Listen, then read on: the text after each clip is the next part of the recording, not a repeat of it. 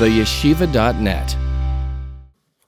The word alumim, the Balatanya said, has two interpretations. The literal interpretation is sheaves, bundles of stalks of grain. When you bind them together in piles, they're called alumim. Ma'almim is what you do, you bind it, and alumim is the noun, what you have, the objects, which represents, as he explained at length, that all the stalks were separate, and alumos connect them. You bring them together and you tie them together so they become part of one entity. That's what an aluma is. What is that a metaphor? That's a reflection of what he says, the Avodah of the Shvatim.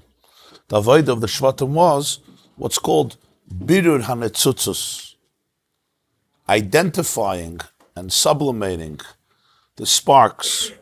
And as I said yesterday, what's the definition of a spark? A spark is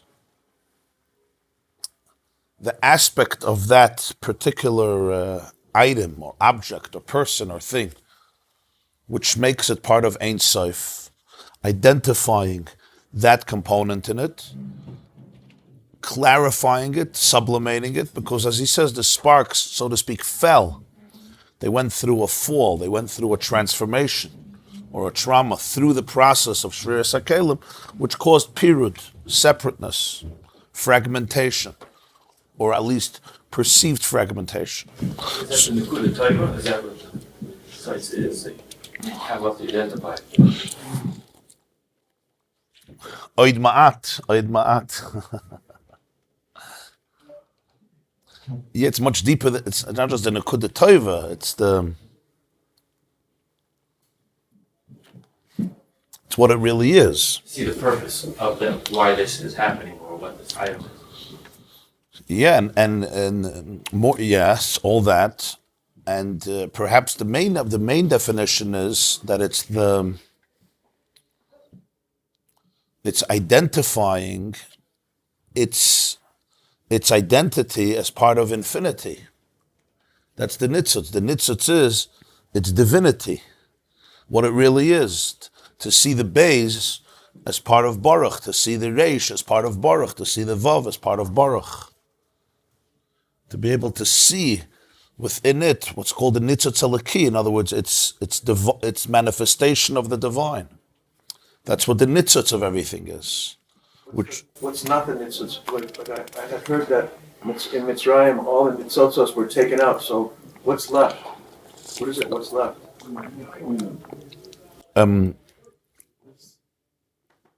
There's nothing that's not the nitzutz. But there's a lot that's perceived not as the nitzutz. When I look in the mirror, I don't mean necessarily a physical mirror. You don't have to look in a physical mirror for this. What do I see? What am I experiencing? I can experience myself as completely one within myself and one with all of truth. Or I may not. I may see my nitzutz. I may not see my nitzutz. The nitzutz is the pnimius, the core, which is the mission statement, the engine, the battery, the soul, the electricity. Verstehst? So birur hanitzutzes means to identify in everything the nitzutz and extract it, so to speak. Extracted means to be able to relate to it from that place, from that perspective.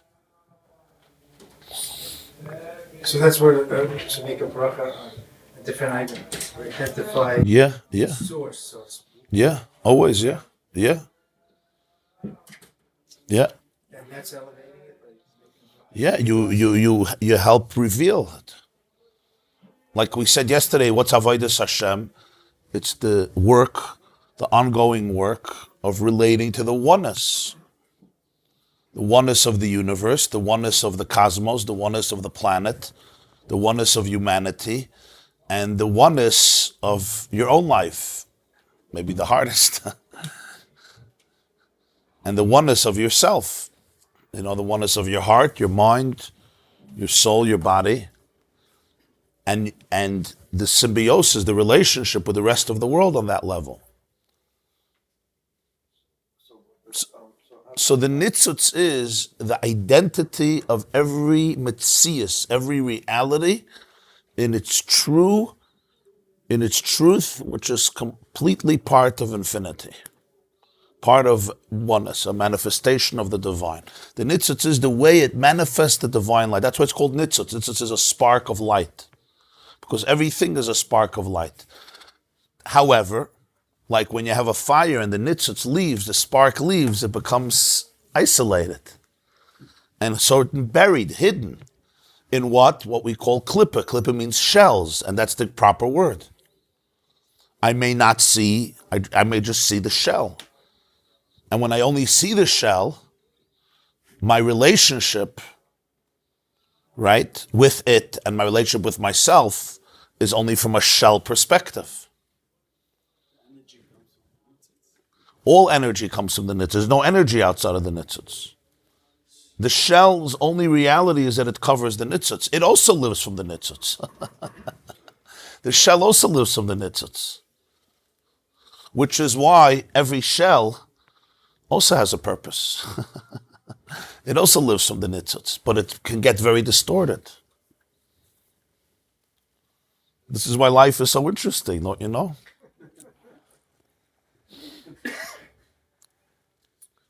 Before the Shviras HaKelim, there was no period on nitzutzes. The nitzutz was clear. If Beis, Reish, Vav, Chaf, they're all nitzutzes, they make a word, Baruch. But what happens with Shviras HaKelim? Every stalk is on its own. There's separation, fragmentation. This doesn't only create diversity, it creates fragmentation or perceived fragmentation. On a lower level, it creates brokenness. On a lower level, it creates loneliness, etc., etc. On a lower level, it creates complete selfishness, alienation, narcissism, and then immorality, evil, in its lowest manifestation. What's the difference between kosher food and non-kosher food as far as this goes? For example. That's a good question. What's the difference between kosher food and non-kosher food? Right? Wherever the price is high, it usually has to do with the nitzutz. Some of the people who set the price are very mystical. They have an inkling about the nitzutzes. So it's very interesting. The word for kosher and not kosher, right? We say, this is a davar hamuter and this is a davar ha'asar, right? We say, this is muter, this is asar. The way it's usually translated, mutter is permissible, asr is forbidden, right? This is mutter, this is asr. Isr means forbidden. But what's the real translation? The real translation is asr is tied up. A beis ha'asurim is called a prison. We say every morning, Baruch atah Hashem Elokeinu melech haolam matir surim. Unties those that are bound, our ability to move, flexibility, agility, the ability to move, to stretch. That warrants a special blessing every morning. Matir asurim. Person could get out of bed and stretch and move and operate and navigate their many limbs and organs and bones, etc. Muscles is an incredible phenomenon, never to take for granted, as we all understand, or we should understand.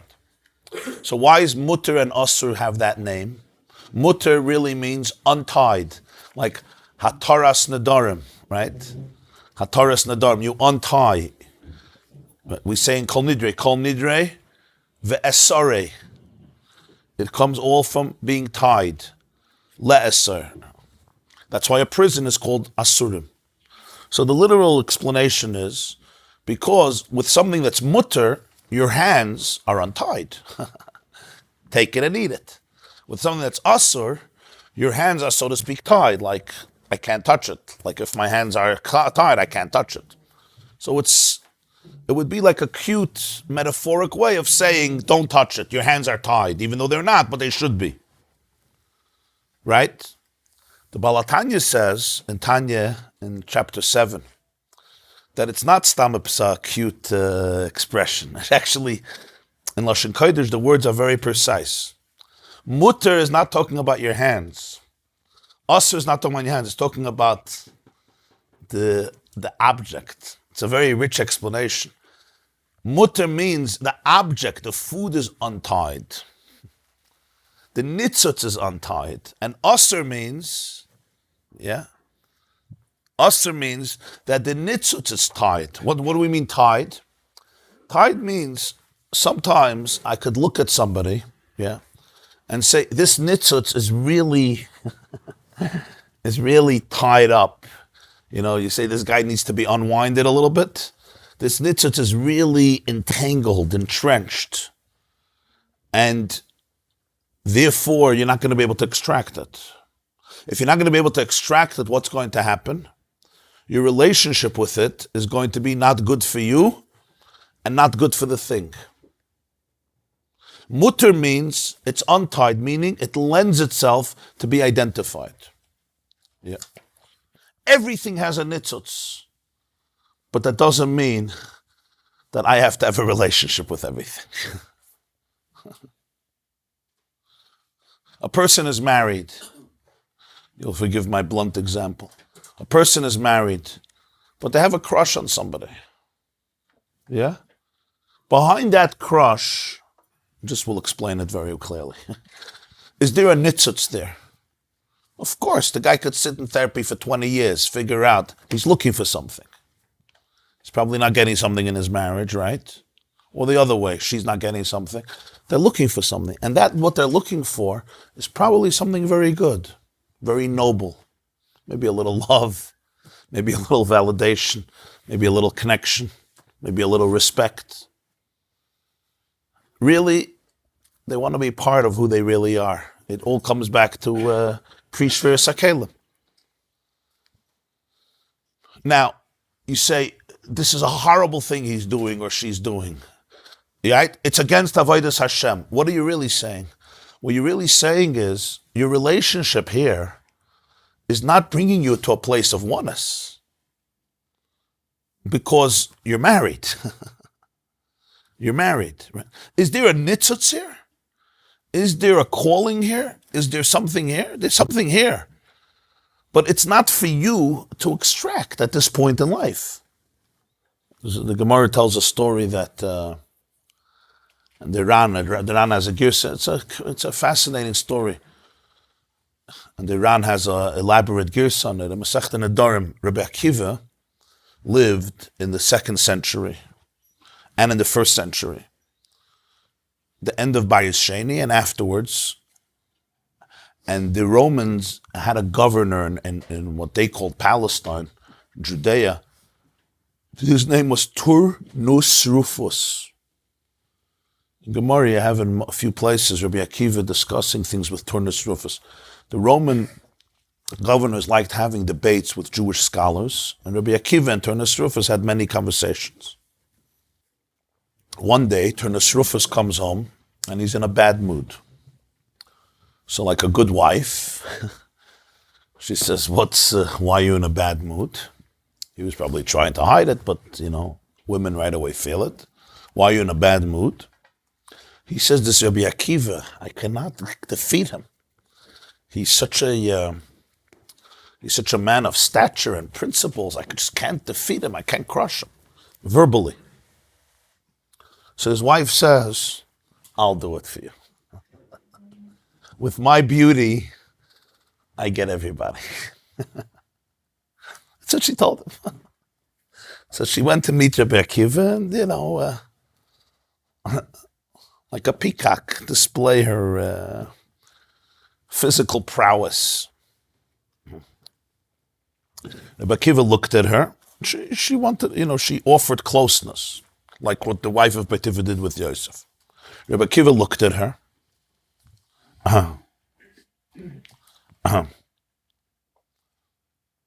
He spit, and he spit on the ground. Then he started to sob. Then when he finished, he started to laugh. So she looks at him and she says, You know, Tanarmali, what is this?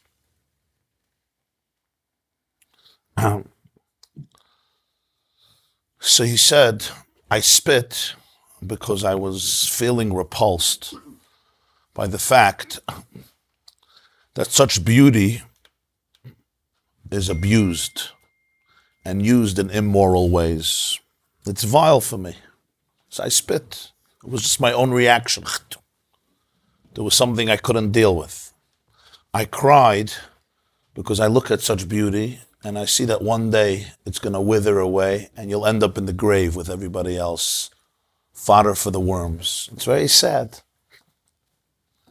So she said, why do you laugh? He said, that I can't say.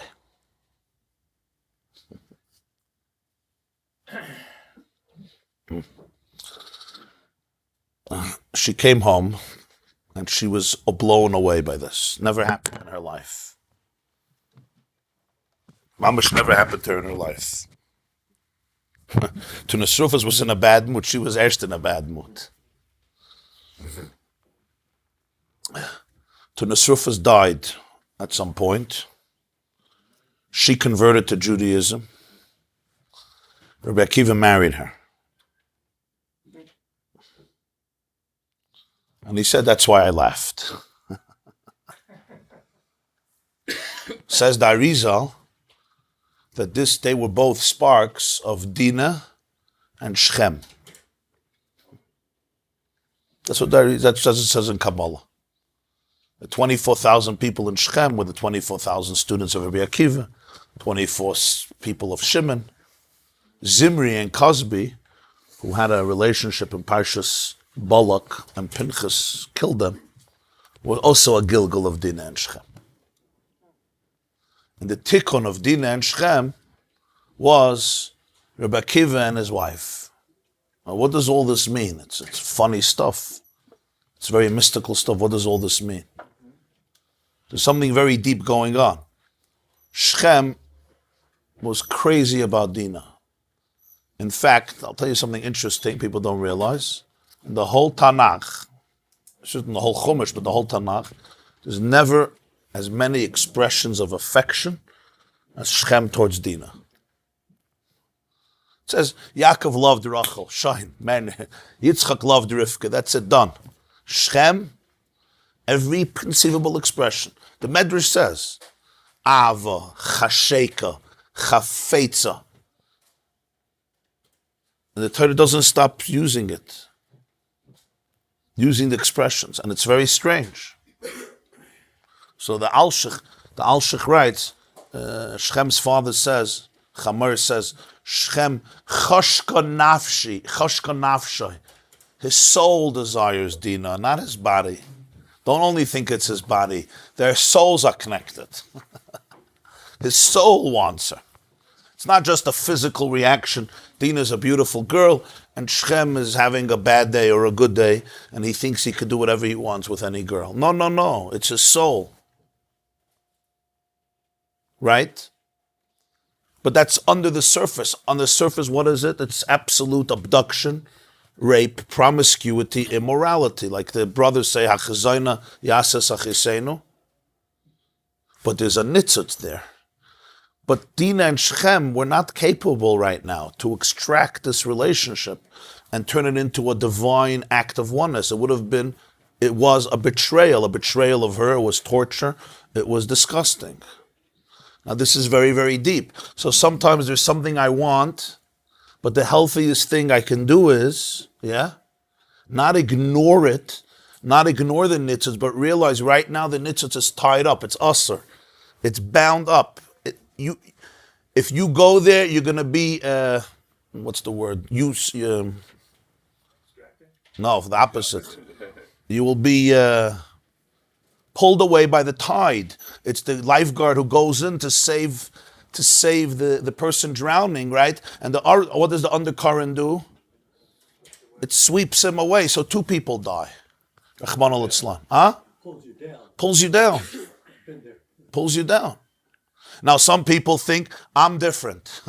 Shlomo Melech says, I can do it. I can marry 1,000 wives. I'm good. Torah says not. I'm different. I know how to navigate. I know too much. I know the system. I know the map. Since I know the map, I can go to places where other people don't go. And you'll see a lot of spiritual people make this mistake in their sexual lives and in their other parts of their lives. And it sometimes comes from very deep places, because sexuality and spirituality are the closest thing in the world. They're the closest thing in the world. Huh? Ooh, the avodah then is very deep. The avodah then is not to ignore it, because there's something here, but to know that if I go into that, I will be swept away by the shell, and instead of extracting the spark, I will become part of the problem and create more fragmentation, and therefore more loneliness and more alienation and more destruction. Because the nitzutz is not yet ready for you. Dina and Shechem, it wasn't there yet. It was too much going on. Rabbi Akiva understood this. He spit, he cried, and then he laughed. If he wouldn't have spit and cried, if he would have laughed right away, then he would have cried at the end. You understand? If Rabbi Akiva would see her, he would tell his wife, sorry, I found somebody new, have a wonderful day. Right? And it would be so exciting. So ask people who do that. There's a lot of people who do that. Somebody fresh, exciting, right? Everything is dandy and beautiful. They do it. They do it all the time. And what happens? They laugh in the beginning. But in most cases, I believe 97% of cases, and I think it's an accurate statistic, it ends up in disaster. Because it was based on immaturity. There was something there, but it wasn't fully fermented. It's like an egg before, it's like eating sour grapes. You understand? There's a grape there. It's not ripe. It's not going anywhere. There's something there. There's something in this person, but it's not, you're both not developed. You're trying to run away from your pain. She's trying to run away from her pain. You're connecting only by talking about things that are not real. Because you don't have to run a house together or raise kids together or clean a kitchen together or pay bills together, right? All you can talk about is vacations in New Zealand. You understand what I'm saying? Or climbing mountains in Banff, or backpacking in Thailand. So what's there to fight about? If all I talk about is we're going to go backpacking in Thailand, how many fights are we going to get into? Right? Now they live together. Oh, now they have to raise kids.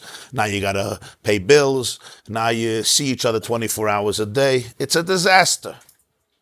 What happened to the nitzitz? Verhakt. So garnished. Garnished with garnish. What's the nitzitz? It's almost irrelevant to you. That's the point. It's irrelevant to you. It's usur. Only in very... There's a nitzutz there. There's a nitzutz there. It's very selective cases that was the end. So that's why there's something called a Shulchan Aruch. It says this is mutter, this is usur. Mutter means the nitzutz is waiting. Usur means to promote oneness in the world, you have to appreciate the fact that this nitzutz for you is tied up. There's a certain humility. Some people don't like to hear that. Especially intense spiritual people don't like to hear that some nitzutzes are inaccessible. Well, me? Because you become godlike. Instead of being a manifestation of God, you replace God, which is the deepest loneliness. It's the loneliness of spiritual arrogance. What the nitzitz is could be very relevant. Yeah. I could learn about myself if I know why there's such a pull to that nitzitz. You could learn about your own nitzutz. I could learn about my voids, you mean? That's what you mean? Yeah. What am I looking for in her? Or in him? I'm giving a very blunt example because it's relevant to many people's lives, and I think everyone understands it. Not everybody, but some people understand it. But it's true with everything. It's even true with food. If there's a food, if I ate already, yeah, so eating, Chazal call achila gasa. Achila gasa means You know when you eat and you can't breathe? You already ate 7 courses. It's Friday night, right? You already ate, you finished 2 challahs, you finished the fish and the salads, etc. And the soup and the chicken. But there's dessert. You don't refuse brownie. It's called achila gasa, okay? So what's pshat? Pshat is, this is not, no nitzutzas are coming out now. What's happening is, I'm an addict, I'm binging. And this food, its klippa speaks to me. Yeah, but there's a nitzutz there. There's probably something I'm looking for. Am I going to get it through the food? No. But when I'm eating in a healthy way, and this is a kosher food, then yeah, there's a nitzutz there. The Baal Shem Tov said, the pasuk says in Tehillim, many Chassidim said Erev Shabbos before Mincha, Re'evim gam tzmeim nafsham bahem tis'ataf. Chapter 107. They're hungry, they're thirsty, their soul is yearning. So literally it means people are hungry, they're yearning. Says the Baal Shem Tov, you're hungry, you're thirsty, you think you want the food. No, nafsham bahem tis'ataf. The nefesh is looking for the nitzutz. That's a very powerful idea. The nefesh is looking for the nitzutz. So the fish becomes transformed, and I become transformed in the process. But what if I'm eating something not kosher, or I'm eating something, even if it's kosher, but I'm eating it in a way that's not back to our definition of Avodas Hashem. It's not bringing me closer to my oneness. On the contrary, the reason I'm eating it is as a distraction, because I need a distraction. Some of us, our addictions are food, right? There's different addictions people have, but what is an addiction? An addiction is I'm running away from my void. So now I can't get in touch with that nitzitz. All I do is I become further alienated, and the chiddush is that the chemistry of the food, the spiritual chemistry of the food, also goes to a lower place. Like the nitzitz gets buried a little more. Can you say that abstaining is the mitzvahs that you need to define? Yeah. So that's asur and mutter. When something is asur, the work is in yourself, not in that. When something is mutter, the work is in the relationship. You understand the difference?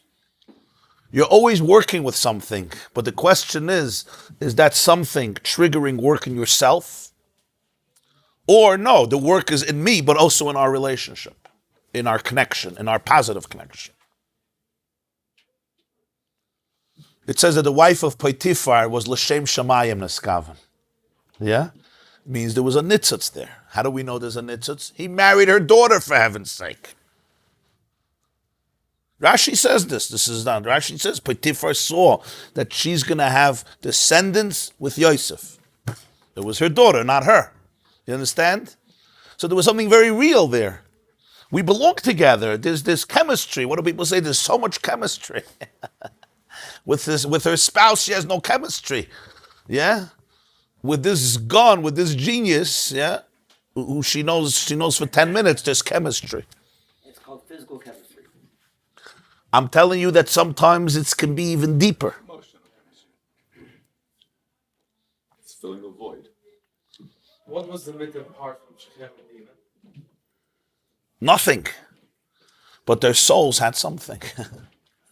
But in this place, in this world, in this position, nothing. Like, Then what's it taken afterwards? because after generations, their souls went through processes where they could come together and it could be productive. If Rabbi Akiva would have done what Shem did, it would have been a moral disaster on every level. First he spit, then he cried. They were connected though. Yes, of course. It says that Dinah didn't want to leave. Rashi says, this is not a Al Pi Kabbalah for sure. Al Pi Pshat, Dinah did not want to leave. Why not? So that's my question. I guess what what's the scenario? There was something very powerful there. And both are true. There was something very immoral. It was a violation, right? She was kidnapped. She was abducted. This was not a voluntary thing. But there was something that was very satisfying. Not only to Shem, also to Dinah. Rashi says that her brother had to promise her that he'll take care of her and marry her. And ultimately, the Medrash says she went down to Mitzrayim, Agan Samaisa. Can you think of something, what would have happened, how the mitzvahs could be come apart in a real way? Like Yeah, with your wife. No, with Shem and Dinah. If Shem and Dinah would wait it out and for the real mitzvahs to come together. Oh. So Rabbi Akiva and his wife, and that wife, the second wife, were ultimate. That was it. Yeah, so what's the scenario you could think of? Obviously, we don't know the answer because it never happened. Well, it happened with Rabbi Akiva. What would have been? It's sometimes very painful. Listen, it's painful. There's an element of grief here because you're giving up on a sweet dream. It's not so simple. But people are so subjective here that without an objective guideline of what's right and what's wrong, it's almost impossible not to fall. Because it's so subjective, it's so emotional, it's so romantic, it's so exciting, that without a real objective guide, like you almost can't blame anybody. It's like, I understand. They're miserable. Huh? They're miserable, and they wanted a shortcut. I get it. The problem is it's not a shortcut. It's a long, winding, and usually disastrous road. It's like a diabetic eating sugar-plated food or which has poison inside. Anybody eating sugar-plated food that has poison inside. Rabbi Akiva was the opposite. He cried, and therefore he could laugh. And that's what klippa is. Klippa means it's very appealing. The shell is very, very appealing. It looks so exciting. How can you resist it? But in the process of resisting it, you're actually becoming a person. And therefore, your happiness can be much deeper. Your joy can come from oneness, not from escapism.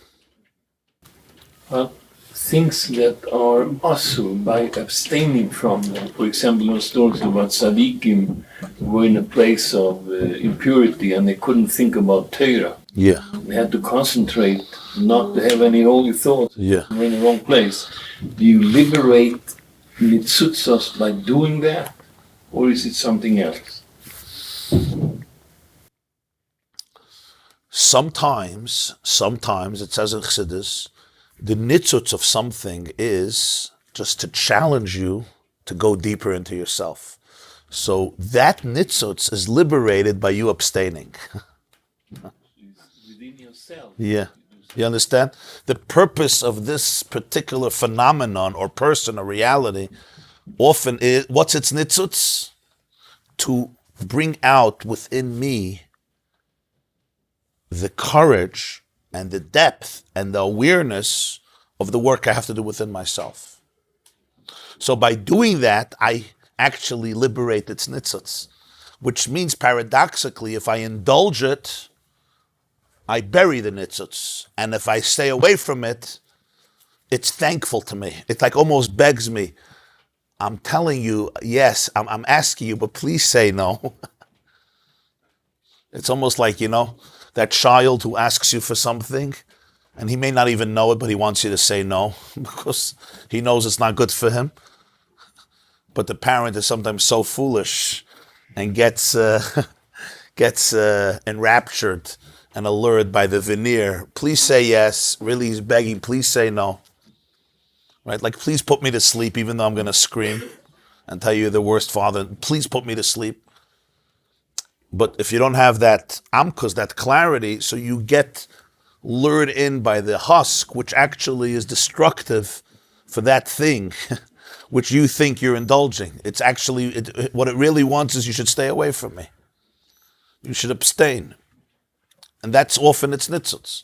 So that's sometimes the case. There's a lot of different phenomena. There's another thing it says in Tanya. The Gemara says when a person does tshuva out of love, the sin becomes a mitzvah. So Gemara in Yuma, Peivav, Zdoinus nasa like Kazach, as Rish Lakish said, when you do tshuva out of love, the sin becomes a mitzvah. The Alter Rebbe says, what's pshat?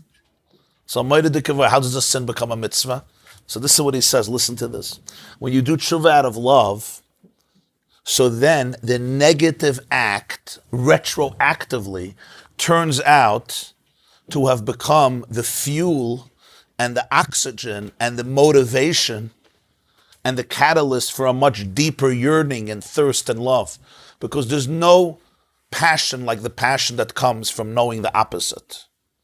When somebody hasn't eaten in a few days, or hasn't had a drink in a few days, or hasn't had a bed in a few days, right? Their yearning for it is just on a completely different level. Somebody who's been unhealthy, they appreciate health in a different way, right? Somebody who can't breathe, and then they can breathe, or they can't go to the bathroom, they have constipation. They just appreciate it in a different way. Spiritually as well. My mistakes, when they are transformed into catalysts for growth, what happens now? So the Alter Rebbe says, you took the nitzutz of the Aveira and you extracted it, because the sin became your springboard for a new level of oneness and avodas Hashem. So you actually took out the nitzutz. You did the impossible. God in Shulchan Aruch says, this nitzutz is not for you. The Baal Tshuva, he manipulates the map of spiritual quantum mechanics. That's why B'makom Shebal Tshuva the tzaddik can't stand, because the tzaddik follows the GPS, God's positioning system. The Baal Tshuva changes the chemistry of reality. What does he do? He or she extracts the nitzutz from the sin. It becomes part of avodas Hashem. So it's doinus nasa like kazachias. It's like a mitzvah.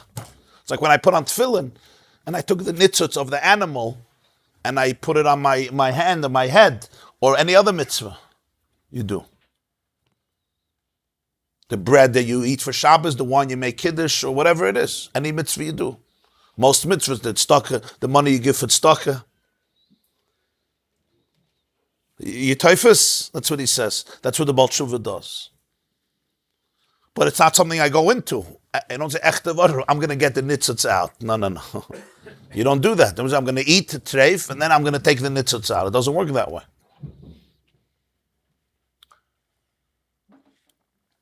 That's a very profound idea. That's one of the revolutions of tshuva. To turn around and redefine the nature of the forbidden. And that the point is that it becomes like a mitzvah, because the nitzutz comes out. So there's an expression in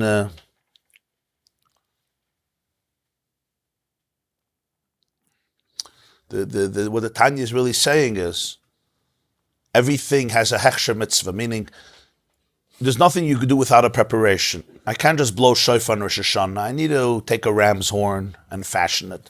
I can't just sit in a sukkah. I have to build a sukkah. I can't just wrap tefillin. I have to create tefillin or buy tefillin. I can't just make kiddush on Shabbos. I need a cup. I need wine, right? Everything. I can't just light Hanukkah candles. I need to get oil. I need a wick. I need a menorah. I need fire.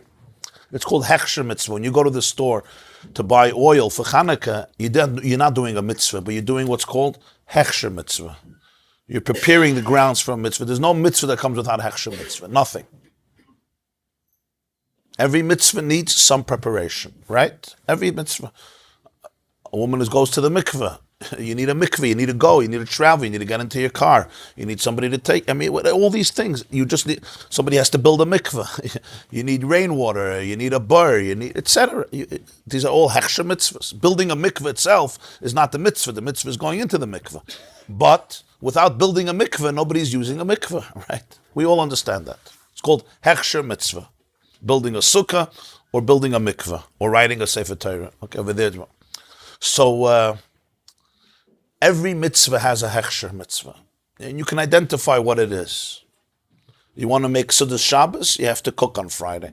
You're not going to cook on Friday, you're not going to have Shabbos. Misha Tarech Berev Shabbos, Echel B'Shabbos. The question now is, what's the Hechsher mitzvah? The Balatanya asks, what's the Hechsher mitzvah of tshuva?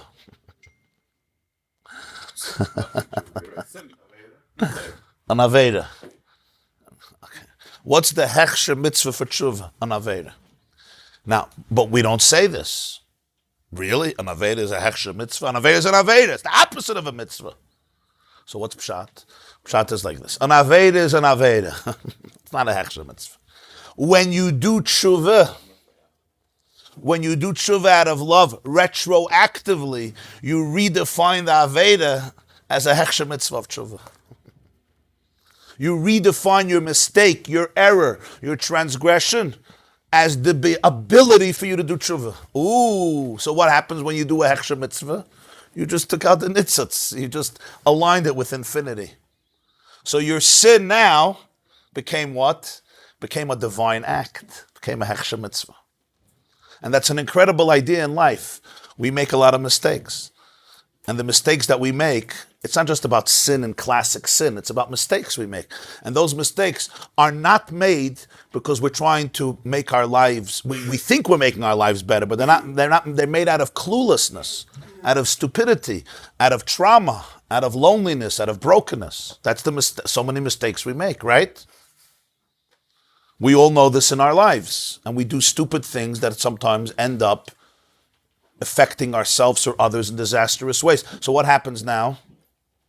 On one level, you could look at it and just say, I'm a loser, I'm on a Nebuch case, and I'm a broken person, and let me just go into the quagmire of depression. What did you just do? You went further into the Shvira. Your Shvira Sakelim is now, quadrupled.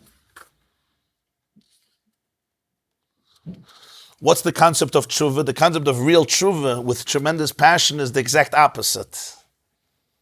It turns out that your mistake may have been your greatest moment. Because if it becomes a source of education and awareness, so you're a changed man or woman because of your mistake. And then what happens? You redeem the godliness of that act or that choice or that path or that decision, which was completely concealed. And you concealed it even more. And suddenly it's shining brightly because it brought me to a place of oneness amidst brokenness from my fragmentation. Retroactively, it's redefined as a Hechsher mitzvah. The Herst, the Sfas Emes writes in Parshas Vayigash, since it's Friday, I'll tell you this vart. He says that it's very deep. Yosef reveals himself to his brothers in Vayigash. Why now? Why not in the beginning? They weren't ready for it yet because the family was still split.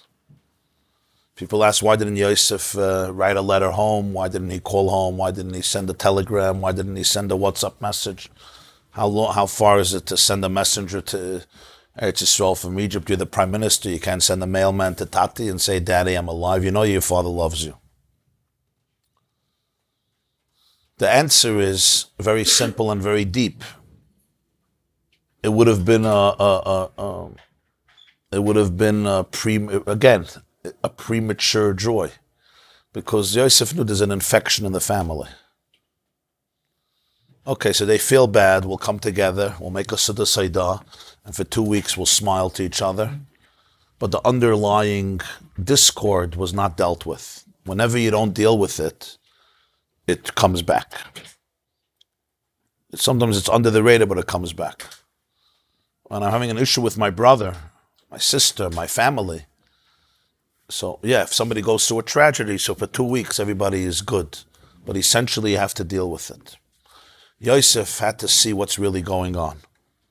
When Yehuda and the brothers had Mesiras Nefesh for Binyamin was to be taken as a slave, and Yehuda said, I'll be the slave for life and let Binyamin go back. This was a reversal of what Yehuda did 22 years earlier when he sold Yosef into slavery. And now he was ready to become a slave instead of Binyamin, who was Yosef's full brother, and Binyamin, who was accused of being a thief, and still he was ready to do this. And Yosef says, okay, now we could come back together.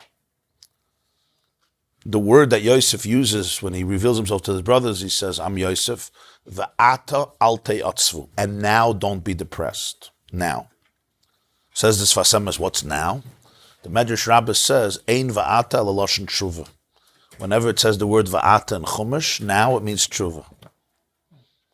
Where do we know it? In Parshas Bereshis, God says, va'ata, and now Adam is going to eat from the tree of life and live forever. What's now? And if an hour later, he says, now means Adam will do tshuva and eat from the tree of life. And the source is, because it says in Parshas Eikev, va'ata ma Hashem alekecha shayel me'imach kim liyiris Hashem. Now, what does Hashem ask of you? Only to fear God. Va'ata is a lashon of tshuva. Now, it's a fascinating chazal why tshuva is indicated in the word now. Why tshuva is indicated in the word now? And the depth of this is, it's not my topic now, but I'm going to say it because I can't contain myself. It's so powerful. The definition of tshuva means that there's something called now. That's what tshuva means. Many of us don't believe there's something called now. We believe that now is just a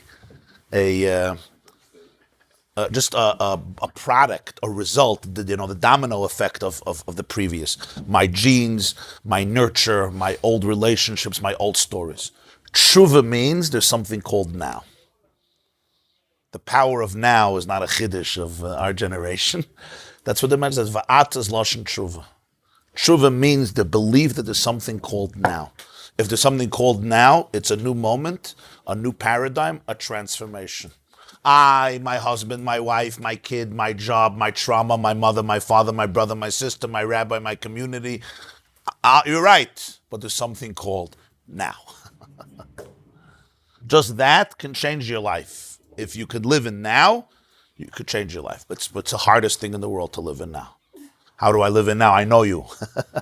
I have a filing cabinet on everybody. And remember, you think Google is good, your brain is much better than Google. You think Google has a filing cabinet? You type in a name and Google tells you everything. Your brain is much more effective. You type in a name and the brain has everything stored. And the biggest filing cabinet you have on yourself, because you know this, Meshugana. You know him better than anybody, right? So there's no now. There's no now. There's only responding. Tshuva means there's now. Ein va'at lo tshuva. So Yosef uses the word, and now you shouldn't get depressed. Va'ata al teyatzvu. Why? Says it's Fasemes. He was telling them, there's tshuva. There's tshuva. You transformed it. Frag this Fasemes, a moire dike kasha. What's his kasha? He says this all in 3.5 lines. I'm just developing it a little bit. He writes very brief and very cryptic. Says, I don't understand. Already in Parshas Miketz, when Yosef arrested his brothers because he accused them of being spies, it says they turned to each other and they said, Aval, Ashemim Anachnu. The Prime Minister is arresting us, but we're guilty. Not in espionage, we're guilty in something else. 2 decades ago, our brother was pleading for compassion and we didn't listen to him. V'lo shamanu. And Yosef and Reuven said, I told you not to do it. God is now demanding his blood 2 decades later. And Yosef heard this, he went to the other room and he started to cry. Rashi says, because he saw different brothers. He saw the remorse, he saw the regret. So they already did tshuva the first time. First time they came down, they did tshuva. Yosef should have said, okay, Chevra, you're changed, I'm good. He doesn't do that. He puts them through the ringer. They still have to go back. Shimon has to stay. They got to bring Binyamin. They bring Binyamin. Machzei Meshuga, right? He puts the goblet in his bag. He accuses him of being a thief. He comes back. And Yehuda speaks to him. It's a very complicated process. If he was waiting for tshuva, as the Sfasam, they did tshuva. So he says something incredibly profound. They did tshuva out of fear. You're in prison. And this guy is telling you, I could keep you here for the rest of your life. They have families, they have a father, they have children. Out of fear. You look in the Pasuk, it says, Aval Hashemim Anachnu, because we didn't listen to our brother's cries. Al Kain Ba Leinu Atzara Hazois. That's why we have the tzara. It's the tzara that brought out the tshuva. It's a different type of tshuva. It's tshuva out of the fear of the even if the fear is very, very real. It's an authentic fear. It's fear for life, for our future, for our tzara. This triggers in me remorse. But this tshuva could never transform the past. It can only teach you that you made a horrible mistake and feel remorse, which is fine, which is important, which is very good, but it could never transform the past. The past remains unliberated. The past remains dark. As the Gemara says, tshuva meira zdoinos nasaloi kishgagos. At best, your sins can be seen as mistakes, but not as mitzvahs. What they needed was tshuva out of different level of tshuva. Not like, look at the trouble we're in, Look at the trouble we're in. Like I once, the head of a Monsey once told me, I had to put in new procedures connecting to child safety, child abuse, because the government is cracking down.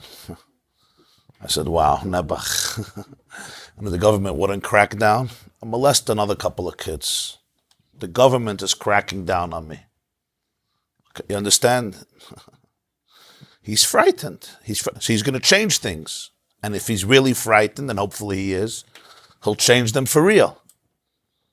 But your past is not liberated. Tshuva out of love means you internally go through a transformation. It's not I'm frightened, I'm going to get caught. I'm frightened because of the punishment. I'm not frightened. I really go through a transformation. It's not an easy thing. Then your past mistakes becomes your greatest asset, because that's what brings you to this recognition in no other ways. Yosef said, Va'ata al teyatzvu. Now I want you not to be depressed over what you did. How? Ki loy ata mecharta Monsey. You didn't sell me. What do you mean you didn't sell me? They did sell him. Well, he's naive. Ki lemichya shlachani elokim lefnech. You didn't sell me. God sent me to provide life for you. What did Yosef just do? You see what he did? He changed the past. He turned it into a mitzvah. You actually did the best thing for humanity. Now, what do you mean the best thing? They tortured a 17-year-old kid, their own brother. They caused their father untold grief. That's true. To say that immediately would be a joke. You destroy your family. Oh, you were doing a mitzvah. You weren't doing a mitzvah. You are Russia. You got to cry before you laugh. You understand? If you don't feel the pain, so then you're just in denial. You're just using nice words to justify abuse. You can't go there. First is the real remorse. Now Yosef says there's a va'ata. Ein va'ata l'lashon tshuva. There's something called now. You could live in the past. Why do most people live in the past? Because the past haunts them. How can the past not haunt you? If instead of living in the past, you live in the now and you transform the past. So the past now is just about now. In other words, you sold me. On one level, you sold me. Now, let me tell you a different story that happened. You helped save the whole world from hunger. You allowed me to become the Prime Minister of Egypt. You allowed me to save my father and my whole family from famine. And you allowed the Jewish people to exist forever and not die from hunger. That's what you did. Really? That's what we did? That's what you did. In other words, you did a hechsher mitzvah. You didn't do an averi, you did a mitzvah. That's tshuva. Huh? It was for them. Sometimes I need to wait 23 That's not the tshuva of Parshas Miketz. The tshuva is tshuva me'ira. This is a tshuva me'ava. It's a different tshuva. It's a tshuva that comes when he saw what they did for Binyamin. They didn't know that this is Yosef. Remember, this has to be genuine. When he saw what they did for Binyamin, he realized they went through a transformation of consciousness. They were different people now. Once you go through that transformation, and the only reason they can go through this transformation is because of what they did to Yosef. It's like this will not happen again in our family. That conviction, that fight for justice, Yosef saw. When Yehuda tells him his last words in his long speech, I spoke about this at length in the women's class this week, and if you have a chance, it's kedai to hear it. Huh? It's 2 hours, so you need to go to Long Island. But if you have to go to Long Island with double speed, it'll work. Or you can get onto the FDR today, or Palisades, there'll be traffic, etc. The greatest compliment I got from somebody is he's going to work already 35 years. The one thing he hates about his life is the traffic coming back in there from the city. He says, till I started to listen to your classes in the car, I pray for traffic till the class is over. So that was Tshuva Me'ava.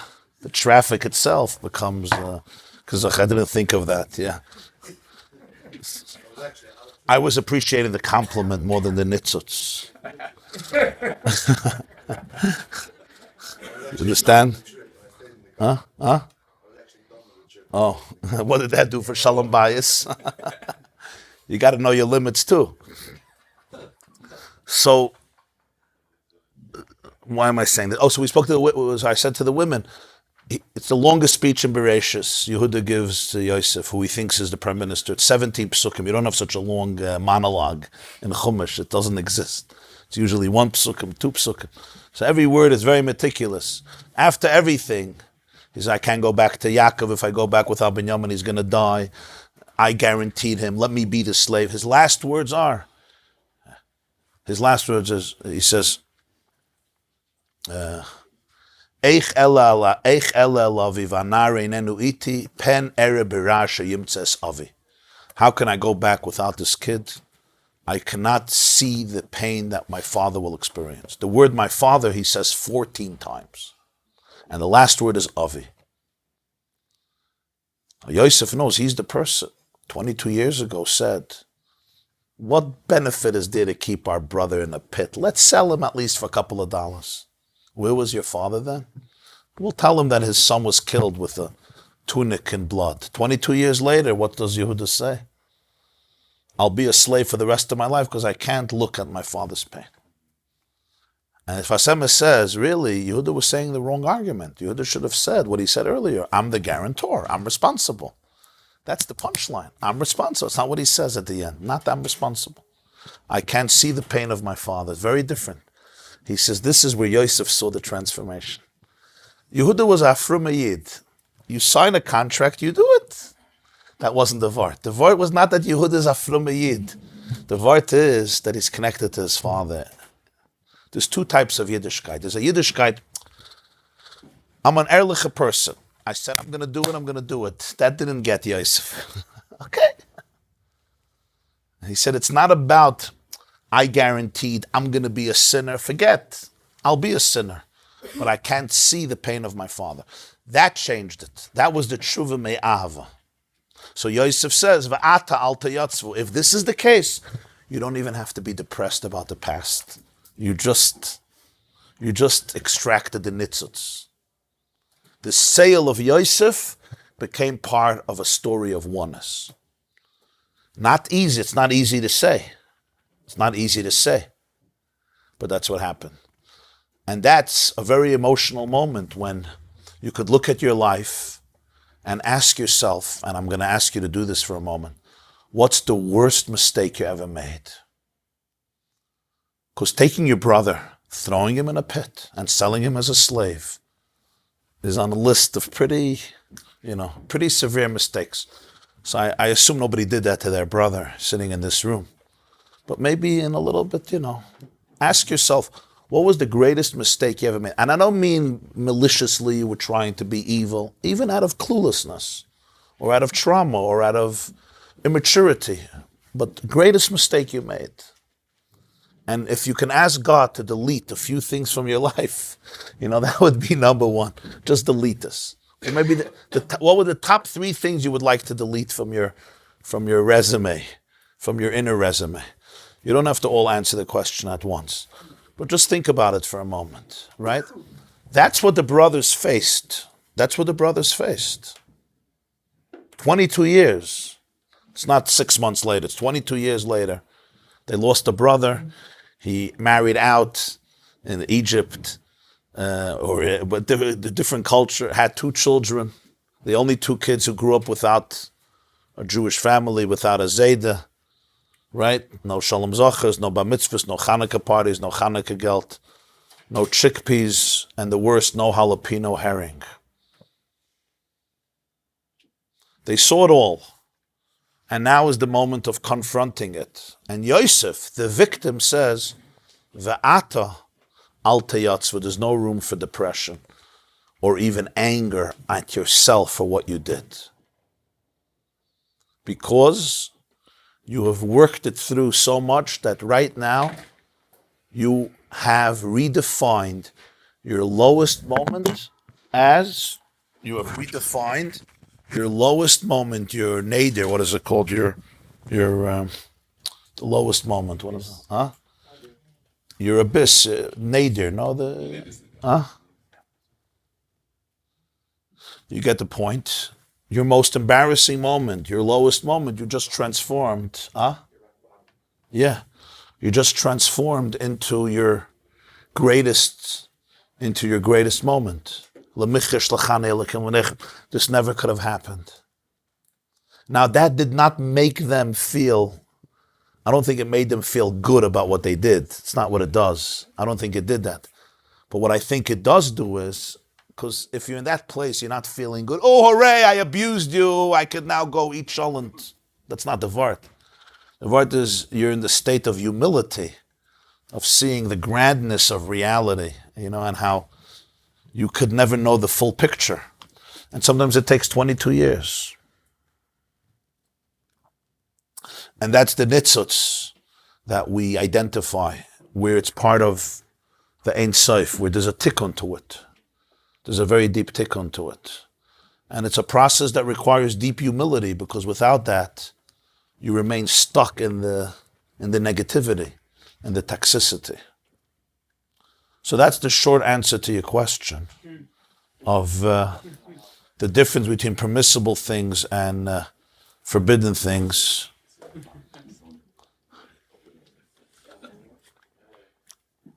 And I do know I said yesterday at the end of the day that I'm not giving an introduction today. I didn't, right? It wasn't an introduction. It was the essence itself. Tafasta? Huh? 22 years? Just recognizing that they're recognizing godliness. Some people, I don't know how to understand that as a practical level. I guess I have to accept knowing that there is godliness there. Right. I can't always figure it out. They couldn't figure this out on their own. There's a surrender. You have to surrender also. That's the remorse they felt. And Yosef didn't tell this to them in the beginning. After he said, I'll stay here instead of Binyamin, that's when Yosef could say it. Because if Yosef would just say, it's not such a bad thing you guys did. Okay, fine. He took him off the hook. At best, it was true out of fear. But it wouldn't be this tikkun where they could really see the transformation of what they did and see it as a good act. But once Yehuda was ready to give everything up for Binyamin, he put his life on the line, which would have changed him forever. And not in a positive way. He would have been a slave. The king of the Shvatim, the son of Yaakov, destined to royalty, would have died as a slave in an Egyptian palace to a Gentile prime minister. Now, how is that for a life? And that moment of complete surrender, because that's the right thing, even though he had every excuse in the world not to do it. He could come back to his father and say, listen, Tati, Binyamin is a thief. What am I supposed to do? I guaranteed to bring him back if he's normal. If he jumps off a bridge, what am I supposed to do? Catch him? Jump into the Pacific? What am I supposed to do? I could guarantee him, somebody starts up with him, somebody this. But I can't guarantee if he's going to go kill himself or steal from the prime minister. What do you want I should do? I'm not a miracle worker. He could have done all that, But he didn't. He completely surrendered himself knowing this is the right thing, without cheshbonos, only because of what he did to Yosef. There was that trauma that brought him to a different place. And he could not bear it happening to his father again. Internally, not because he'll get punished, because he's going to be seen as dishonest, because his father said we made a contract, because he's going to lose. The Rashi says he made a commitment in this world and next world. So the Sfasama says he could have told Yosef, I'm going to lose my Olam Haba. He says, but fear of losing your Olam Haba has nothing to do with truth. That's Tshuva Meira. You want it in the tshuva. You don't want to lose your Olam Haba. You don't want to lose your cheesecake. This one cares about cheesecake here. This one cares about cheesecake there. It's a nice thing. Olam Haba is a sheina zach. They sang at the Siyam. Olam Haba is a gita zach. It's a zayir a gita zach. But it's not tshuva out of ava. You understand?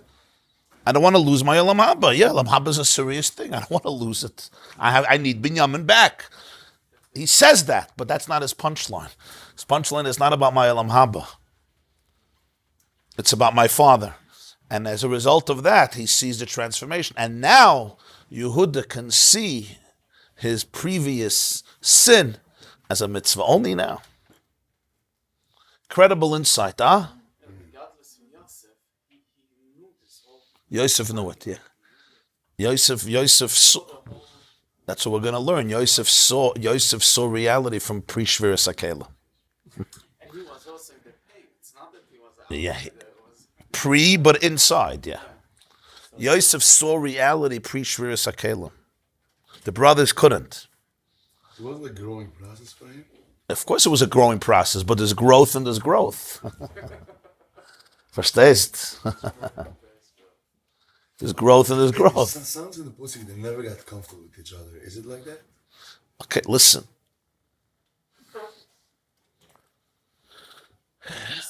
We see there was the Asara Ruge Malchus. Epis is the tikkun was not nishlam, but it was still very positive. And Yaakov, it says, had his best years in Mitzrayim.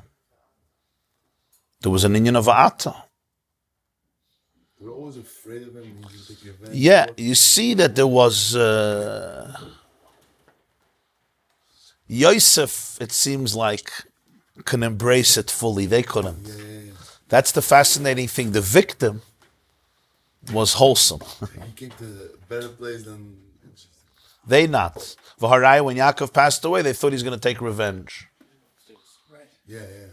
And he said, again, he told them the same words. You thought you're going to harm me. Atem chashavtem alay l'rov, Elikim chashav l'toiva. I don't have what to take revenge for. You did me a favor. I think one says that... You throw me out of the office. I worked for you for 25 years. I had a good job. Yeah, I was making $100,000 a year by you.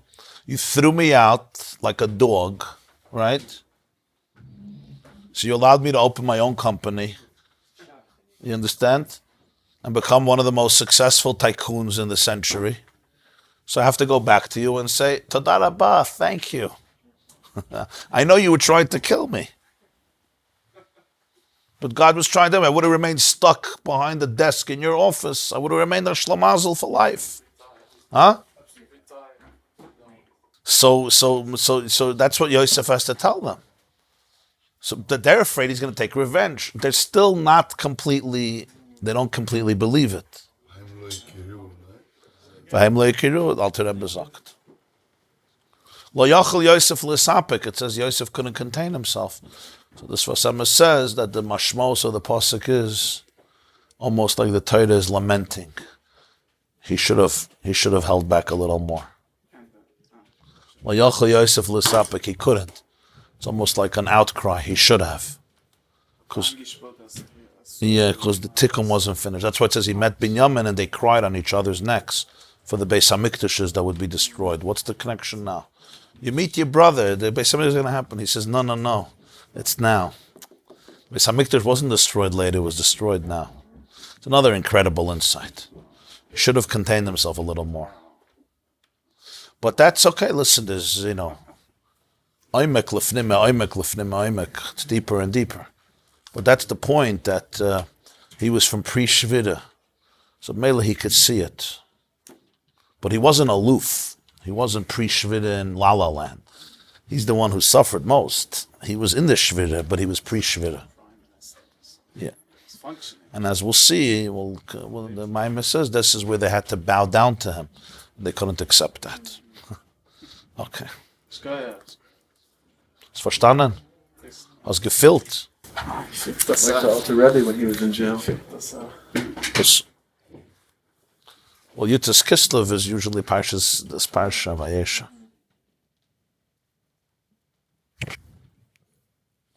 There's people who are in jail and they're in jail.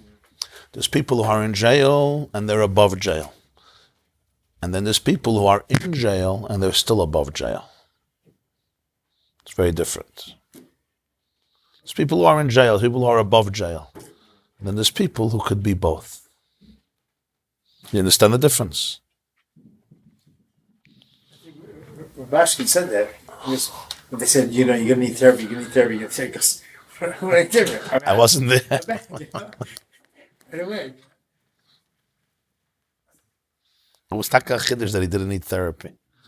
When he came out, so I think the next day, 2 days later, he came to my house. So he told me that everybody's telling him he should go to therapy. Because that's in America. Everybody goes to therapy. Especially if you're in a cell for 8 years. You for sure go to therapy. So he asked me innocently, "Tracht ze gedaan therapy?" I said, "That's good therapy." So they didn't enjoy life. Like innocently, you think I need therapy? I said, "You're good. You're fine." People who are not in prison need therapy. You're good. Okay. Have a wonderful Shabbos. Shabbos Parshas Vayigash, Zayin Teves. Hatzlacha Rabba. Alichtike Shabbos and Vergitten Shabbos. This class is brought to you by theyeshiva.net. Please help us continue the classes. Make even a small contribution at www.theyeshiva.net/donate.